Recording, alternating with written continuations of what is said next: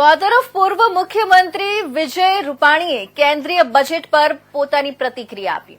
ખૂબ સરસ બજેટ છે, મધ્યમ વર્ગ માટે ખૂબ સારું છે। 12 લાખ સુધીની આવક પર કોઈ ટેક્સ નહીં લાગે, બધાને વર્ગોને લાભ થાય તેવું બેલેન્સવાળું બજેટ છે। નિર્મલા સીતારમણ મધ્યમ વર્ગની ગૃહિણી છે, એટલે મધ્યમ વર્ગને સારો લાભ થાય તેવું બજેટ આપ્યું છે। વિપક્ષનું કામ છે આક્ષેપ કરવાનું। જો આ જાહેરાત ન કરી હોત તો એવું કહેત કે મધ્યમ વર્ગ વિરોધી છે, ખેડૂત વિરોધી છે। સાહેબ, આજે કેન્દ્રમાં બજેટ રજૂ કર્યું છે, ખૂબ જ સુંદર બજેટ છે।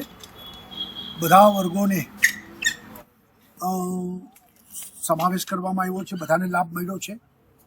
ખાસ કરીને નિર્મલાજી સીતારામ પોતે એક મધ્યમ વર્ગની ગૃહિણી અને મધ્યમ વર્ગની ગૃહિણીએ દેશભરની તમામ મહિલાઓને ખુશ કર્યા છે, કારણ કે નાના અને મધ્યમ વર્ગના લોકોની આવક ઉપર 0 ઇન્કમ ટેક્સ કરી દીધું છે કે મહિને લાખ રૂપિયા કમાઈ એ વ્યક્તિને 0 ઇન્કમ ટેક્સ ભરવો પડશે, એટલે ખૂબ લાભ થશે, એમાં નિસંદેહ વાત છે।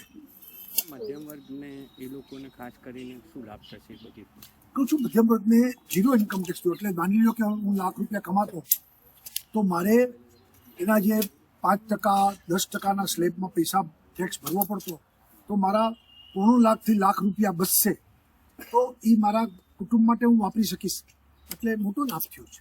વિપક્ષ દ્વારા એવું કીધું છે કે આ ચૂંટણીલક્ષી બજેટ। વિપક્ષની તો તકલીફ એ છે કે દાખલા તરીકે આ જાહેરાત ન કરી હોત તો કે મધ્યમ વર્ગ વિરોધી બજેટ છે, ખેડૂત વિરોધી બજેટ છે, લાભ કર્યો તો કે ચૂંટણીલક્ષી છે, એટલે એની પાસે કોઈ દિશા નથી બજેટને મૂલવવાની તાકાત।